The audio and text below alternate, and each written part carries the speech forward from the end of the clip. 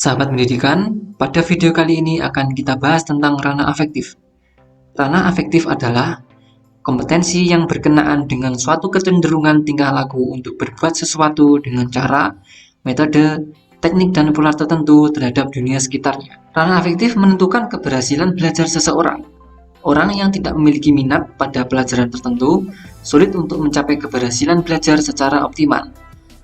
Seseorang yang berminat dalam suatu mata pelajaran tertentu diharapkan akan mencapai hasil pembelajaran yang optimal. Sebagai contoh, sebelum kita kuliah pasti banyak saran dari orang-orang sekitar bahwa pilihlah jurusan sesuai minat kalian. Hal ini benar karena jika kita memilih jurusan sesuai minat, maka akan menghasilkan ilmu yang lebih optimal. Menurut Krathwohl dan Arens, ada 5 tingkatan ranah afektif. Pertama adalah receiving. Receiving adalah keinginan untuk menerima stimulus. Dalam konteks pembelajaran kimia, siswa harus melakukan receiving bahwa kimia banyak mempelajari interaksi antar materi berupa atom, senyawa, maupun molekul. Setelah itu, level kedua adalah responding. Responding adalah partisipasi aktif dalam suatu kegiatan. Dalam konteks pembelajaran kimia, level responding adalah melakukan partisipasi aktif dengan belajar mengenai ikatan kimia, persamaan kimia, dan interaksi-interaksi dalam kimia. Setelah itu, level ketiga adalah level valuing, yaitu penghargaan terhadap sesuatu. Valuing adalah melakukan penghargaan bahwa kimia sangat berkaitan dengan kehidupan sehari-hari. Kemudian level keempat adalah organization, yakni mengaitkan antara nilai satu dengan nilai lainnya.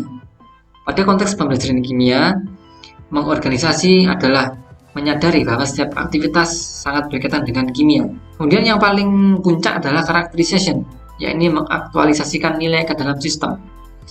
Dalam konteks pembelajaran kimia, karakterisasi adalah bagaimana setelah mempelajari ilmu kimia, kita dapat menghasilkan suatu kebiasaan baik dalam kehidupan sehari-hari. Seperti sebelum kita minum air, maka kita harus disarankan untuk berdoa karena mensyukuri adanya ikatan hidrogen dalam air. Selain itu, contoh lain adalah setelah mempelajari kimia, kita sadar bahwa membuang sampah sembarangan berdampak buruk pada lingkungan sekitar. Karena sampah seperti plastik sulit diuraikan oleh mikroorganisme. Lebih baiknya adalah didaur ulang untuk sampah plastik. Itu adalah 5 tingkatan ranah afektif. Maka banyak negara melakukan suatu kebijakan kurikulum bahwa kurikulum yang dibuat harus berdasarkan kurikulum berkarakter atau kurikulum berbasis karakter. Artinya setelah mempelajari suatu pelajaran dalam kurikulum tersebut, maka akan dihasilkan karakter siswa yang lebih baik. Ada banyak karakteristik dalam ranah afektif, namun ada 5 yang cukup penting, yakni ada sikap, minat, konsep diri, nilai, dan moral.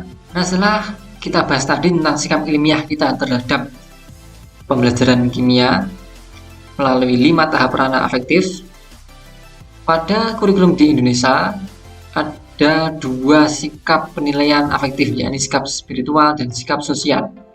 Sikap spiritual adalah menghargai dan menghayati ajaran agama yang dianut. Sementara itu, sikap sosial meliputi 12 sikap.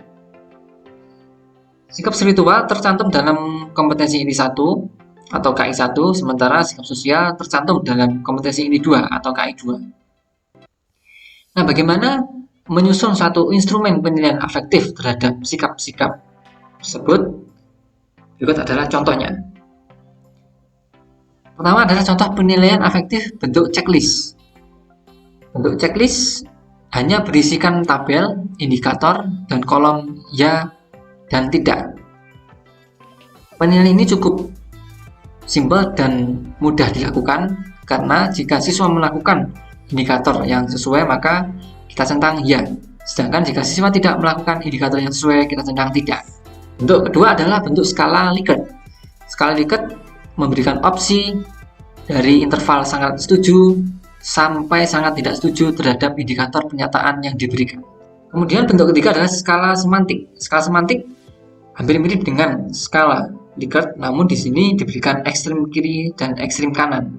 Contohnya adalah ekstrem kiri adalah aktif, kemudian ekstrem kanan adalah pasif. Di sini siswa memberikan penilaian dengan mengisi kolom sesuai dengan kondisi masing-masing pribadi. Contoh, jika siswa merasa cukup aktif, maka bisa melakukan centang pada kolom kedua dari kiri indikator aktif. Bentuk keempat adalah bentuk skala Thurston. Skala Thurston berisikan pernyataan dengan rentang tanggapan 1 sampai 7. Semakin besar angka, maka semakin mendekati kepada pernyataan yang diberikan. Contohnya ada nomor 2, jika siswa sangat menyukai pembelajaran kimia, maka dapat melakukan centang atau melingkari angka 6 bahkan angka 7. 4 bentuk penilaian afektif tersebut dapat digunakan sesuai dengan kondisi. Nah, setelah instrumen kita buat, entah itu dalam bentuk checklist, entah dalam bentuk skala Likert, ataupun yang lain-lain, maka bagaimana metode memberikannya kepada siswa atau bagaimana metode menilainya kepada siswa. Metode pertama adalah metode observasi. Metode observasi yakni dilakukan oleh guru, kemudian melakukan pengamatan, melakukan observasi kepada masing-masing siswa sesuai dengan indikator yang telah dibuat. Di sini adalah contoh observasi sikap disiplin. Maka guru mengamati bagaimana kedisiplinan siswa sesuai dengan indikator. Metode kedua adalah penilaian berupa penilaian diri, yakni instrumen yang dibuat, kemudian siswa sendiri yang melakukan penilaian terhadap kondisi dan keadaan dirinya.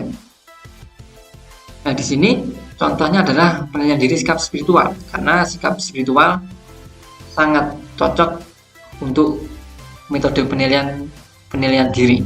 Metode ketiga adalah penilaian teman sejawat atau antar peserta didik. Jadi di sini instrumen yang telah dibuat kemudian diberikan kepada peserta didik, kemudian peserta didik menilai peserta didik yang lain. Jadi di sini nama penilaian tidak diisi karena untuk menjaga objektivitas dan privasi. Metode keempat adalah metode jurnal. Metode ini diisi oleh guru hampir sama dengan observasi. Bedanya adalah untuk jurnal setiap aktivitas dicatat, jadi tidak diberikan indikator atau pernyataan seperti pada metode observasi. Nah, sangat disadari bahwa penilaian afektif tidak mendapat porsi yang banyak untuk pembelajaran di Indonesia, karena porsi yang banyak di Indonesia adalah penilaian kognitif berupa tes maupun berupa pemahaman. Maka dapat disiasati dengan memberikan lembar pengamatan sikap seperti contoh di samping, yakni ada beberapa sikap dalam satu tabel. Jadi di sini menghemat waktu dan lebih efektif dalam penilaian afektif. Nah, demikian bentuk-bentuk penilaian dan metode penilaiannya untuk afektif. Bentuk penilaian ada berupa checklist, skala Likert, semantik, dan Thurston. Kemudian 4 bentuk ini diaplikasikan dalam bentuk apa? Dalam bentuk observasi, penilaian diri, penilaian teman sejawat, maupun jurnal. Demikian untuk ranah efektif, bentuk penilaian dan metode penilaiannya, serta contoh instrumen penilaian efektif. Semoga bermanfaat. Sampai jumpa pada video selanjutnya.